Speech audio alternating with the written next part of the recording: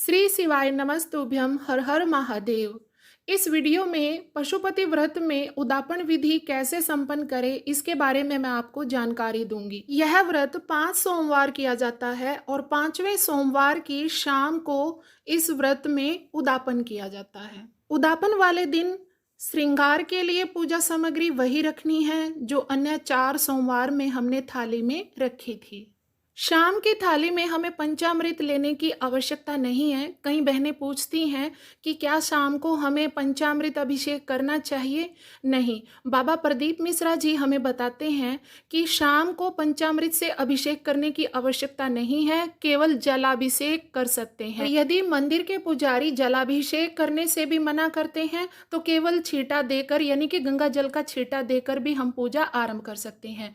अब यहाँ पर मैं शाम की पूजा के टाइम यानी उदापन के लिए अपनी सामग्री तैयार कर रही हूँ। उसके लिए हमें जैसा कि मैंने पहले भी बताया कि श्रृंगार के लिए तो हमें उतनी ही पूजा सामग्री चाहिए जैसे हम सुबह लेकर गए थे। और इसमें हमें एक नारियल, जटा वाला नारियल जो कि पानी वाला हो, सूखा हुआ यानी जटा वाला नारियल, और उस पर 5 बार हमें मौली बांध देना है और दक्षिणा स्वरूप आप उसमें 11 रुपए भी साथ में बांध देंगे। आप दक्षिणा स्वरूप 11 के अतिरिक्त ज़्यादा पैसे भी ले सकते हैं, जैसे 21 रुपये, 51 या फिर 101 या फिर इससे भी ज़्यादा, जितना आपका सामर्थ्य है आप उतना ले सकते हैं। आपको जटा वाले नारियल पर जो अष्टगंध चंदन है, यानी अगर अष्टगंध चंदन नहीं है तो सूखा अगर आपके पास चंदन है उसको घोल कर उसको भी लगा सकते हैं। यानी कि आपको इसके ऊपर तिलक करना है। आप इसके ऊपर ना रोली लगाएंगे ना हल्दी लगाएंगे, यानी श्रीफल पर केवल चंदन लगा सकते हैं। फल और दक्षिणा के अतिरिक्त शाम को श्रृंगार के लिए पूजा सामग्री और 6 दीपक, जो कि शाम को हमें 6 दीपक ले जाने होते हैं, और मीठे का प्रसाद, और एक लोटे में पहले गंगा जल मिलाकर फिर साधारण जल मिलाकर और उसमें थोड़े अक्षत और मीठा डालकर लेकर जाना चाहिए। और उदापन के दिन हमें थोड़ा सीधा भी लेकर जाना चाहिए पंडित को दान स्वरूप देने के लिए, क्योंकि हम कोई भी व्रत करते हैं तो उसमें जो सीधा होता है वो हमें दान स्वरूप पंडित को जरूर देना चाहिए। तो इसके लिए थोड़ा आटा, यानी आटा इतना जरूर होना चाहिए कि एक टाइम का एक व्यक्ति का खाना बन सके, और थोड़े मूंग दाल और थोड़े चावल आप दान कर सकते हो। मूंग दाल के अर्पित करने से तो बल्कि अगर बुध ग्रह किसी का विपरीत चल रहा है तो वो सही हो जाता है। तो इस तरह से थोड़ा सीधा जो खड़े अनाज होते हैं हम दान स्वरूप दे सकते हैं।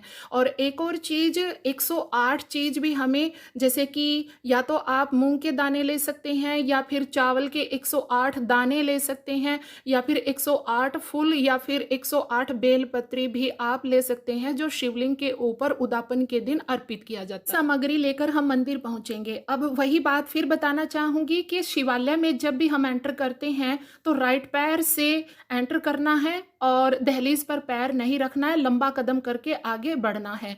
अब शाम को हमें शिवलिंग की सफाई करने की आवश्यकता नहीं है, क्योंकि देखो हम कोई भी काम करते हैं तो सुबह साफ सफाई करके आरंभ करते हैं, तो शाम को आवश्यकता नहीं है। अगर शाम को पंडित जलाभिषेक से भी मना करते हैं तो केवल छींटा देकर भी हम अपनी पूजा आरंभ कर सकते हैं। तो यहाँ पर मैं जल का अभिषेक कर चुकी हूँ, अब यहाँ पर मैं श्रृंगार कर रही हूँ। बिल्कुल वैसे ही हमें चंदन से त्रिकुंड बनाना है, और त्रिकुंड जैसा कि मैं पहले भी बता चुकी हूँ, सुबह की पूजा में त्रिकुंड बनाने का मतलब होता है कि पार्थिव शिवलिंग का निर्माण करके हमने अपनी पूजा संपन्न कर ली है। कई भाई लोग, कई बहनें पूछती हैं कि क्या हम पार्थिव शिवलिंग मतलब कभी भी बना सकते हैं? तो आप घर में नहीं बना सकते कभी भी, उसके लिए भी कुछ टाइम होता है, जैसे कि तीज को बना सकते हैं, महाशिवरात्रि को बना सकते हैं, यानी कि अपने घर में रात को रख सकते हैं। वैसे तो बना सकते हैं लेकिन रात को अपने घर में केवल छोटी तीज, बड़ी तीज, महाशिवरात्रि को ही रख सकते हैं, बाकी को हम रात को अपने घर में नहीं रख सकते। और यदि आप शिवलिंग पर पूजा करने मंदिर में जाते हैं तो वहाँ पर त्रिकुंड बनाकर ये पुण्य की प्राप्ति कर सकते हैं। और यहाँ पर अब मैं जो रोली हल्दी लगा रही हूँ वो माता के हस्त कमल पर लगा रही हूँ। शिवलिंग पर आपको हल्दी, रोली और सिंदूर नहीं लगाना है, हमें अपना हाथ साफ करके ही बाकी की पूजा संपन्न करनी है। भस्म अर्पित करेंगे, गुलाल अर्पित करेंगे और बेलपत्री अर्पित करेंगे। बेलपत्री के लिए एक बेलपत्री लेकर उस पर सिंदूर और अष्टगंध चंदन लगाकर सबसे पहले हम माता अशोक सुंदरी को अर्पित करेंगे और यह चिकने भाग की तरफ से ही हमें अर्पित करना है। और बेलपत्री का जो बिल्कुल बीच का भाग होता है, यानी कि तीनों पत्तियों के बीच का जो भाग होता है, वहाँ से अंगूठे से और अनामिका उंगली से पकड़कर ही हमें अर्पित करना चाहिए।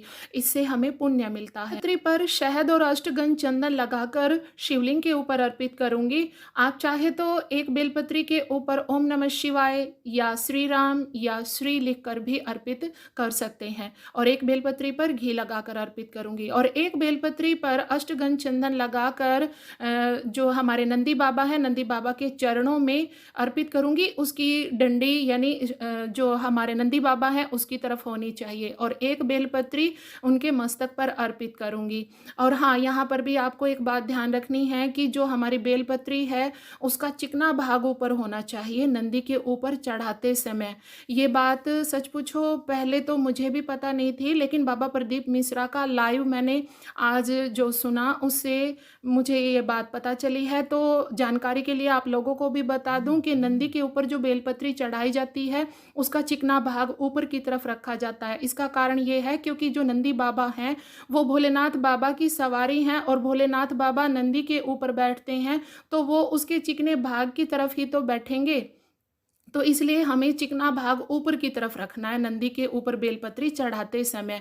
और 2 बेलपत्री जरूर चढ़ाना चाहिए। दोनों बेलपत्री का जो डंडी है वो आमने सामने होना चाहिए, यानी कि जो मस्तक पर और जो उसके चरणों में चढ़ाई जाती है उनकी जो डंडी होती है वो आमने सामने होनी चाहिए। मनोकामना बोलते हुए ही हमें ये बेलपत्री चढ़ानी चाहिए, इससे बहुत जल्दी हमारी मनोकामना पूर्ण होती है। तो इस तरह से जनेऊ आदि सभी चीज़ें बिल्कुल वैसे ही हम अर्पित कर लेंगे। और यहाँ पर मैं 108 फूल लेकर आई थी, तो 108 फूल बाबा को पहले छुआकर, पहले शिवलिंग पर छुआकर बारी बारी से इस तरह से मैं शिवलिंग के ऊपर अर्पित कर दूंगी। और आपको भी, यानी कि शिवलिंग के ऊपर तो सारे पुष्प नहीं आ पाते, तो जो माता का हस्त कमल होता है शिवलिंग को छुआ छुआ कर उसके ऊपर हम रख सकते हैं। आप 108 की संख्या में जो भी सामग्री लेते हैं शिवलिंग के ऊपर चढ़ाने के लिए, एक एक करके शिवलिंग के ऊपर मंत्र बोलकर ही चढ़ाना है।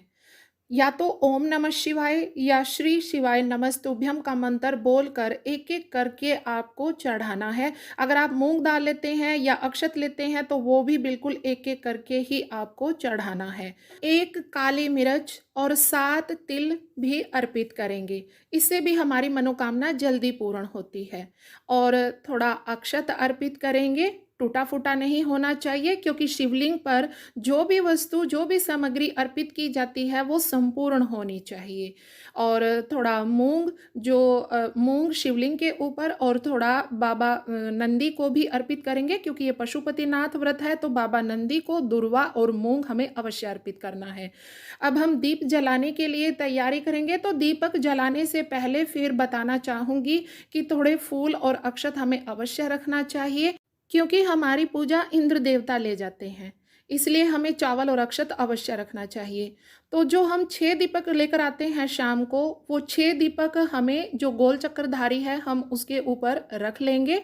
और 5 दीपक रखने के बाद जो हमारा मीठे का प्रसाद होता है उसके 3 हिस्से करें, यानी दीपक रख कर पहले प्रसाद के 3 हिस्से किए जाते हैं, फिर दीपक जलाए जाते हैं। और छठा दीपक थोड़ी दूरी बनाकर ही रखना, कहीं गलती से ऐसा ना हो कि छठा दीपक भी आप साथ में जला दें। छठा दीपक गलती से जल गया तो उसे फिर बुझाना पड़ेगा और इससे हमें दोष लगेगा, तो इसलिए उसको पहले ही थोड़ा दूरी बनाकर ही रखना।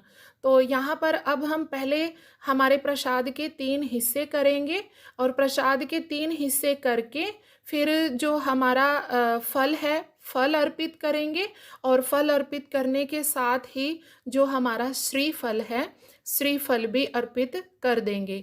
वैसे आप श्रीफल को जो हम मोली बांधते हैं और जो दक्षिणा उसके ऊपर रखते हैं, यहाँ लाकर भी शिवलिंग के सामने भी लाकर बांध कर अर्पित कर सकते हैं। और एक बात बिल्कुल खास ध्यान रखनी है कि आपको जो फल है और जो श्रीफल है वो शिवलिंग के ऊपर नहीं रखना है, ना ही मीठे प्रसाद को शिवलिंग के ऊपर रखना ही। श्रीफल और मीठे का प्रसाद और जो हमारे फल होते हैं वो हस्त कमल पे यानी कि माता के हस्त कमल पर भी नहीं रखना है, उसे साइड में या फिर अगर कोई पात्र रखा है मंदिर में तो उसमें रख देंगे।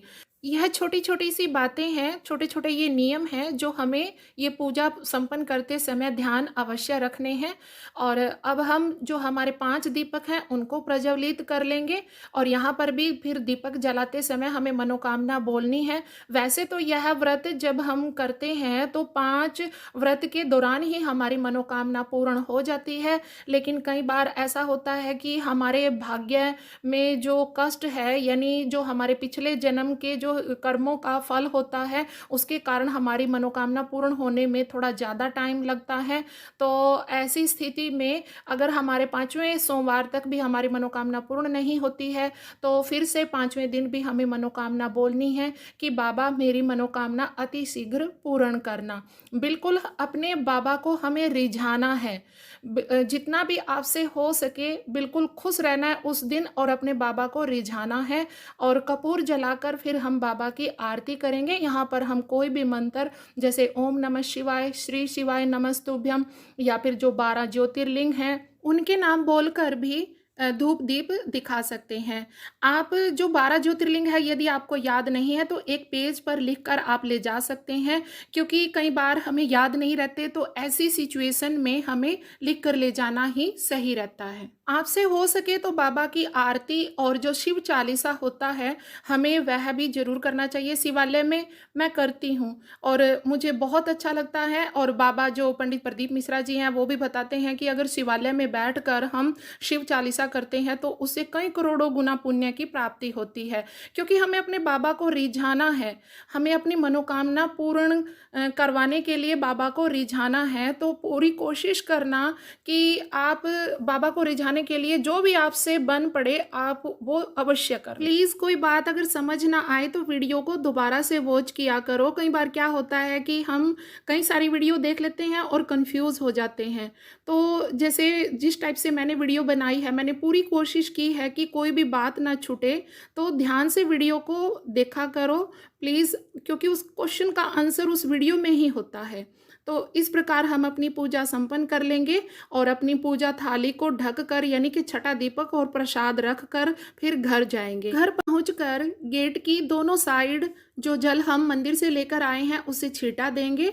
और जो हमारा राइट हैंड होता है, जैसे हम मंदिर से आते हैं तो राइट हैंड की साइड बैठकर यानी कि गेट पर बैठकर हम अपना स्वास्तिक बनाएंगे और स्वास्तिक बनाकर थोड़े अक्षत और फूल रख कर जो छठा दीपक लेकर आए हैं उसको प्रज्वलित करेंगे। और यहाँ पर भी हमें मनोकामना बोलनी है।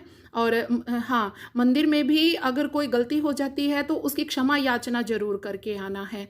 और जो हम मीठा प्रसाद लेकर आए हैं वो मीठा प्रसाद ग्रहण कर लेंगे पहले और फिर उसके बाद भोजन ग्रहण कर सकते हैं। यदि आपको बीपी की प्रॉब्लम नहीं है तो आप बिना नमक के भी यह व्रत कर सकते हैं, और यदि बीपी की प्रॉब्लम है तो आप सिंधा नमक खाकर यह व्रत कर सकते हैं, साधारण नमक नहीं खाना है। यदि आपको मेरी जानकारी थोड़ी भी अच्छी लगती है तो प्लीज मेरे चैनल को सब्सक्राइब करना। बाबा भोलेनाथ, बाबा पशुपतिनाथ आपकी मनोकामना पूर्ण करे। श्री शिवाय नमस्तुभ्यम। हर हर महादेव।